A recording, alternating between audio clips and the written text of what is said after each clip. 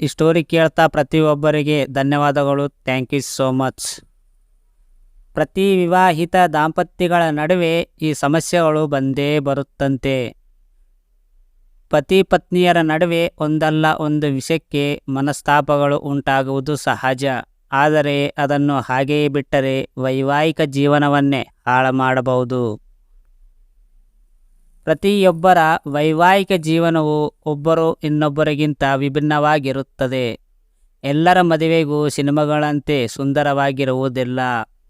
ಈ ಸಂಬಂಧವು ಏರಿಳಿತಗಳಿಂದ ಕೂಡಿದ.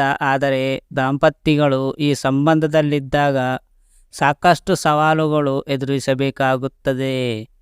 ದಾಂಪತ್ಯ ಜೀವನದಲ್ಲಿ ಸಮಸ್ಯೆಗಳು ಎದುರಾದಾಗ ದಾಂಪತ್ಯಗಳ ನಡುವೆ ಸಂತೋಷವೇ ಇರುವುದಿಲ್ಲ. ನೀವು ಮತ್ತು ನಿಮ್ಮ ಸಂಗಾತಿಯ ವಿವಾಹದ ಸಮಸ್ಯೆಗಳನ್ನು ಎದುರಿಸುತ್ತಿದ್ದರೆ ಈ ಸಮಸ್ಯೆ ಅನುಭವಿಸುತ್ತಿರುವವರು ನೀವೊಬ್ಬರೇ ಅಲ್ಲ. ಹೆಚ್ಚಿನ ದಾಂಪತ್ಯಗಳು ತಮ್ಮ ಸಂಬಂಧದ ಸಮಯದಲ್ಲಿ ವಿವಾಹದ ಹಂತಗಳಲ್ಲಿ ವೈವಾಹಿಕ ಸಮಸ್ಯೆಗಳನ್ನು ಅನುಭವಿಸುತ್ತಾರೆ. ಮದುವೆಯ ನಂತರ ಪ್ರತಿಯೊಬ್ಬ ದಾಂಪತ್ಯಗಳು ಎದುರಿಸಬೇಕಾದ 5 ರೀತಿಯ ಸಮಸ್ಯೆಗಳನ್ನು ಇಲ್ಲಿ ತಿಳಿದಿದ್ದೇವೆ. ಲೈಂಗಿಕ ವ್ಯತ್ಯಾಸ. ಆರೋಗ್ಯಕರ ಸಂಬಂಧದಲ್ಲಿ ದೈಹಿಕ ಅನ್ಯೋನ್ಯತೆ ಕೂಡ ಬಹಳ ಮುಖ್ಯ. ಪತಿ ಪತ್ನಿಯರ ನಡುವಿನ ಲೈಂಗಿಕ ಭಿನ್ನಾಭಿಪ್ರಾಯದಿಂದಾಗಿ ಅನೇಕ ಸಮಸ್ಯೆಗಳು ಉದ್ಭವಿಸುತ್ತವೆ. ವಿಶೇಷವಾಗಿ ಮಹಿಳೆಯರು ಮಗುವನ್ನು ಪಡೆದ ನಂತರ ದೈಹಿಕ ಅನ್ಯೋನ್ಯತೆಯ ಬಗ್ಗೆ ಆಸಕ್ತಿ ಕಳೆದುಕೊಳ್ಳುತ್ತಾರೆ. ಇದರಿಂದಾಗಿ ಗಂಡ ಮತ್ತು ಹೆಂಡತಿಯ ನಡುವೆ ಸಮಸ್ಯೆಗಳು ಪ್ರಾರಂಭವಾಗುತ್ತವೆ. ಅಂತಹ ಪರಿಸ್ಥಿತಿಯಲ್ಲಿ ಯಾವುದೇ ರೀತಿಯ ಲೈಂಗಿಕ ಅಸಾಮರಸ್ಯವನ್ನು ಎದುರಿಸಲು ದಾಂಪತ್ಯಗಳು ಪರಸ್ಪರ ಮುಕ್ತವಾಗಿ ಮಾತನಾಡಬೇಕು. ಇದು ದಾಂಪತ್ಯಗಳ ನಡುವೆ ದೈಹಿಕ ಮತ್ತು ಭಾವನಾತ್ಮಕ ಬಂಧವನ್ನು ಮರುಸ್ಥಾಪಿಸಲು ಸಹಕಾರಿಯಾಗುತ್ತದೆ.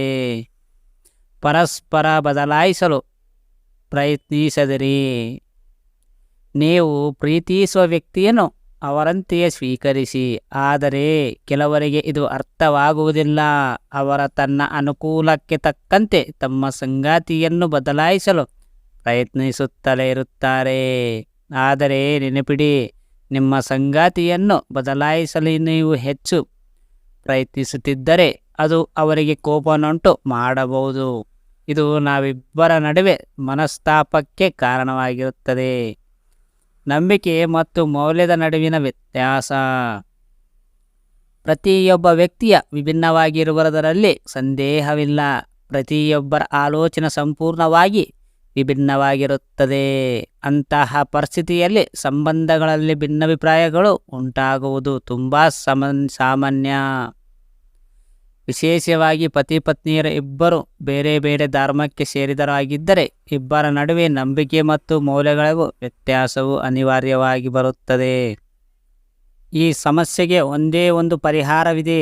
ನೀವಿಬ್ಬರು ಪರಸ್ಪರ ತಿಳುವಳಿಕೆಯೊಂದಿಗೆ ಈ ಸಂಬಂಧದಲ್ಲಿ ಮುಂದುವರಿಯಿರಿ.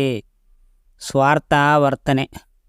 ಪತಿ ಪತ್ನಿಯರ ಬಾಂಧವ್ಯ ಸಾಮಾನ್ಯವಾಗಿರುತ್ತದೆ. ಇದರಲ್ಲಿ ಯಾರೊಬ್ಬರ ಸ್ವಾರ್ಥವು ಸಂಬಂಧದಲ್ಲಿ ಕಹಿಯನ್ನು ಉಂಟು ಮಾಡಬಹುದು. ಒಬ್ಬ ಪಾಲುದಾರ ಸ್ವಲ್ಪ ಸ್ವಾರ್ಥಿಯಾಗಿದ್ದರೂ ಪರವಾಗಿಲ್ಲ. ಹೆಚ್ಚು ಸ್ವಾರ್ಥಿಯಾಗಿದ್ದರೆ ಸಂಗಾತಿಯೊಂದಿಗೆ ವ್ಯವಹರಿಸುವುದು ಎಲ್ಲರಿಗೂ ತುಂಬ ಕಷ್ಟ. ಅದನ್ನು ಎದುರಿಸಲು ಉತ್ತಮ ಮಾರ್ಗವೆಂದರೆ ಪರಸ್ಪರ ದೃಷ್ಟಿಕೋನವನ್ನು ಅರ್ಥ ಮಾಡಿಕೊಳ್ಳುವುದು. ನಿಮ್ಮ ಆಸಕ್ತಿಯ ಹೊರತಾಗಿ ನಿಮ್ಮ ಸಂಗಾತಿಯ ಆಸಕ್ತಿಯನ್ನು ಅರ್ಥ ಮಾಡಿಕೊಳ್ಳಲು ಪ್ರಯತ್ನಿಸಿ. ಒತ್ತಡ ಮತ್ತು ಅಸೂಯೆ. ವೈವಾಹಿಕ ಜೀವನದಲ್ಲಿನ ಸಮಸ್ಯೆಗಳಿಗೆ ಉದ್ವೇಗ ಮತ್ತು ಅಸೂಯೆ ಮುಖ್ಯ ಕಾರಣಗಳಾಗಿವೆ. ಏಕೆಂದರೆ ದಾಂಪತ್ಯಗಳ ನಡುವೆ ಹಣಕಾಸು, ಕುಟುಂಬ ಮತ್ತು ವೃತ್ತಿಗೆ ಸಂಬಂಧಿಸಿದಂತೆ ಇಷ್ಟವಿಲ್ಲದೆ ಉದ್ವಿಗ್ನತೆ ಉಂಟಾಗುತ್ತದೆ. ಅದೇ ಸಮಯದಲ್ಲಿ ಅಸೂಯೆಯು ವಿವಾಹಿತ ಸಂಬಂಧವನ್ನು ಹಾಳು ಮಾಡುತ್ತದೆ.